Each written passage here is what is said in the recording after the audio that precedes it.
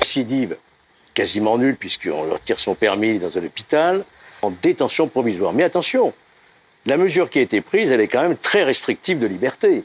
Il s'agit d'une assignation à résidence, c'est l'équivalent d'une détention à domicile, si vous voulez, hein, avec un bracelet électronique. Faire ce qu'il veut, et il sera obligé de rester chez lui. Après, bon, il doit aller faire les courses, et puis en plus, vous savez de ça, là. Ça s'achète pas partout, donc il faut quand même le fournir, donc il faut un trajet, et ainsi de suite. Essayons d'éviter ce genre de trucs. On rembobine?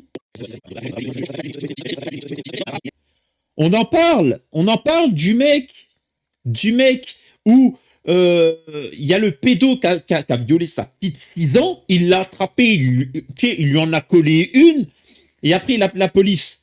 Qu'est-ce qui s'est passé? Il va être condamné à 12 ans de prison ferme. Mauvaise réponse! Dans le cadre de cette procédure qui a été ouverte donc pour des faits de violence aggravée par 2 circonstances avec une ITT supérieure à 8 jours, je rappelle que la peine encourue est tout de même de 7 années. Bien même, une agression, ça ne mérite pas 15 ans, enfin 12 ans. Attention, il n'a pas frappé n'importe qui. Il a frappé un pédo. En France, les pédos, tu touches pas. Et là, sur TPMP, ils étaient tous unanimes. Ouais, c'est quoi de ces personnes-là? Comment ça se fait? Il touche un pédo, il se fait justice soi-même. Tout le monde, hein. Ils étaient tous unis là-dessus. Mauvaise réponse! Et l'autre question qu'il faut se poser, c'est qui est un danger pour la société? Le mec qui est accusé d'avoir violé l'enfant. Là, on est en train de faire d'un mec qui était innocent un potentiel criminel juste parce qu'il a défendu sa fille. Qu'est-ce qu'on pense, Bernard? Non, ce qui est sûr, c'est qu'on comprend tout à fait la réaction du père. C'est un choc. Non, mais il aurait jamais dû faire ça. Non, voilà. Évidemment qu'il aurait. C'est ce que j'avais dit la dernière fois. C'est horrible ce qui lui est arrivé. En fait, il a violé une gamine le samedi, donc le dimanche, c'est bon, faut pas. Non, mais c'est pas. Je suis désolé, moi, on rentrerait chez moi, on ferait un acte de violence sexuelle à mon fils, mais je peux te dire que je vais pas attendre 2 minutes que la police arrive. Alors justement, qu'est-ce que ça veut dire interpeller? Parce que toi, Bernard, tu te dis, quelqu'un rentre chez toi, tu lui dis, excusez-moi, monsieur, est-ce que vous pouvez vous mettre de côté le temps que j'appelle la police? Non, quelqu'un qui s'est sauvé. Si c'est lui à 100%, qu'il plonge, qu'il prenne 30 ans, qu'il prenne 40 ans. Et faut qu'on fasse ce qu'on en veut, je m'en fous. Non, mais le plus longtemps possible. Et que le père en cours, mais que le père n'aille pas en prison. Je comprends pas. Comment ça se fait que lui, ça, et ce minable à Pierre Palmade, lui, mais à rien. Il s'agit d'une mesure de faveur, loin de là. Ça, c'est important de le dire. Mais attention, viendra le jour du procès. Et là, le jour du procès, c'est plus la même chose. Là, c'est la gravité de son comportement et des conséquences qui détermineront la peine, et il encourt de la prison ferme. Bref, je répète mon propos, s'il vous plaît, transférez-le pour que cette personne qui fait partie de la famille, vous allez voir, comprenne qu'il doit changer d'avocat. Il doit absolument changer d'avocat. Alors, l'avocat que je vais lui conseiller, par exemple Ingrid Jeuret, c'est pas des avocats qui vont venir, qui vont te dire, promis, on va le foutre en prison. Elle va te dire directement, oublie, dans 2 mois, tu verras des vidéos de Pierre Palmade en train de nager à la piscine et en train de faire ça. Oublie, même je touchais une somme de 600 000 €, 1 million, je vous jure, hein, du fond du cœur, si on me propose de choisir entre ne pas prendre cette somme et que le mec, c'est pas il a la peine de mort, c'est qu'il a sur une longue durée et après il y a la peine de mort. Il y a un truc, tu vois, on ne peut pas trop dire sur YouTube. Il y a une jurisprudence de la Cour de cassation qui dit qu'il ne peut pas y avoir d'homicide involontaire sur un fœtus. Alors, justement, ce à quoi, moi, je vous dis très franchement mon opinion, ça me choque profondément. Bien sûr, je suis d'accord avec vous. Parce que j'ai eu à instruire une affaire comme ça, où un médecin s'était trompé de femme, il a enlevé, soi-disant stérilé, en fait, il a percé la poche de parturiente. Et j'avais inculpé à l'époque le médecin pour homicide involontaire, et je connaissais la jurisprudence. La Cour d'appel m'avait suivi. Elle avait condamné le médecin. Et puis la Cour de cassation a cassé. Et à l'Assemblée nationale, on avait porté un texte pour reconnaître l'homicide involontaire sur un fœtus. Après tout, le fœtus, c'était un bébé, vous savez, un bébé de 6 mois. Moi, je l'avais vu, mon bébé de 5 mois. C'est un bébé. C'est pas un organe, c'est un bébé. Complètement d'accord. Je comprends pas d'ailleurs cette histoire de c'est pas un... Faut qu'il respire. Mais il respire depuis le début. Il respire, c'est-à-dire quoi? Un poisson, ça ne respire pas? Un poisson, vu qu'il a pas de, il a des bronchies, il a pas de poumons, ça n'a pas de sens.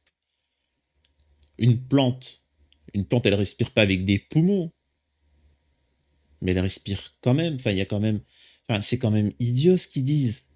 Le fœtus, pendant un temps, il ne respire pas avec les poumons. Il respire avec le cordon ombilical. C'est ça qu'on lui apporte. On lui apporte tout ce qu'il faut.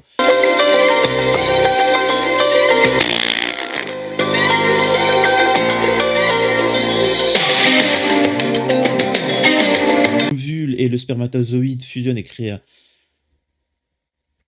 l'embryon. Il respire en soi. Pas de la même manière. Et puis, en définitive, c'est un bébé à naître. 6 mois, 7 mois, 8 mois, etc. Ça n'a pas de sens. Je vois que vous êtes enceinte. Quel mois? 8 mois? Ok, d'accord. Et vous? 5 mois? Mais qu'est-ce que vous faites? Police! Excusez-moi, 5 mois? Non, on peut rien faire. 5 mois? Ouais, c'est bon, t'as peut-être un peu mangé ici, hein, je suis moins de 5 mois, mais ça fait mal, et puis mon bébé... Non! Non! Attention! Dites pas des propos complotistes. 6 mois, c'est pas un bébé, c'est un truc. Voilà. Et l'autre, il est là avec la lame en sang, en train de lécher le sang. Voilà. Bref. Vive la France. Vive la justice française. D'accord avec vous, Jean. Et moi, je trouve ça choquant, si vous voulez, qu'on ne puisse pas reprocher à quelqu'un cette interruption involontaire. Oui, je suis d'accord. Bien sûr. L'autopsie n'a pas permis de déterminer si l'enfant est sorti du ventre de sa mère en respirant. Il va y en avoir une deuxième. Mais rien n'empêche le juge d'instruction de mettre en examen pour homicide. Alors, il faut savoir une chose, c'est quand le bébé... En fait, j'explique pour ceux qui ne savent pas. Le bébé, quand il sort, justement, il y a une transition. Il respire avec le cordon ombilical. Quand il sort, il y a le changement. C'est-à-dire que là, il commence à respirer. C'est pour ça que parfois, il faut lui faire recracher dans les poumons le liquide amniotique. Bref. Il y a une transition rapide. C'est-à-dire qu'il manque d'oxygène et il commence à respirer. Mais... parfois, attention, ça ne se fait pas, c'est pour ça qu'ils sont obligés de le tapoter, de le faire respirer, etc., de l'aider, de l'accompagner. Enfin, bon, bref, les personnes qui s'en occupent. Moi, ce que je comprends pas, c'est pourquoi on essaie de savoir s'il a respiré ou pas. Un bébé de cet âge-là qui se fait... Allez, je suis désolé, hein, vraiment. Il se fait écrabouiller... On parle de respirer, pas respirer. Est-ce qu'il était de quel parti politique? Est-ce qu'il était de... Le moindre choc qui... Enfin bref.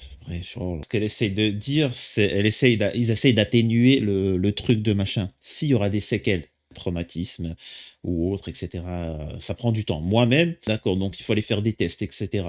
Et ainsi de suite. Donc il y aura plein de séquelles, des trucs qui viennent après. Une justice parfaite, qu'il soit condamné. Une justice parfaite, qu'il soit condamné. Vous voulez quoi, de la prison ferme pour... C'est un acte irresponsable, en fait, de prendre la drogue et aller sur la route. Excusez-moi. En faisant ça, il a risqué la vie de plusieurs personnes. Ça aurait pu être plus grave. Sacré Homer, si tu savais. Si tu savais. Ça va te faire tout droit. C'est pour ça, vraiment, change d'avocat, arrête. À part si ton avocat, il te l'a dit clairement et que vous espérez, change d'avocat. Vraiment, je sais que c'est dur, mais regarde tout sur les dossiers, tu verras. Il ne faut pas penser une seconde que parce qu'il n'a pas été placé en détention ce soir... Vous voyez, il commence petit à petit à vous dire, regardez, voilà, 10 ans, 4 ans, 5 ans, 6 ans, avec sursis, le reste mis à l'épreuve, bracelet électronique, maison, c'est reparti, wouh, wouh, allez, c'est reparti. Voilà, tu vois. C'est reparti. Ça va être le tour de quel enfant cette fois-ci? Mais je prie le moment où il va se filmer. Et parce que là, il y a beaucoup de gens qui ne me croient pas. Mais je prie le moment où il va se filmer comme ça en se disant quoi? Alors, c'est quel prochain enfant que je vais me taper cette fois-ci? Ouais, en se filmant comme ça. Ouais, mais il s'excuse, il machin. Oh. Et je rappelle que le père qui a arrêté un pédo, lui, se tape 12 ans de prison ferme. Et sur TPMP, ils étaient là. Seulement. Mauvaise réponse. Chaud quand même, hein. C'est wouh. On n'est pas là pour dire si il y a la loi, pas la loi. On est là pour dire est-ce que la réaction d'un père avec ce qu'il a vécu, est-ce que vous la comprenez? Moi, je la comprends. Après, on peut parler des heures sur la loi et c'est la loi. Et si ce mec-là va 7 ans en tôle, c'est un pur scandale. C'est inadmissible.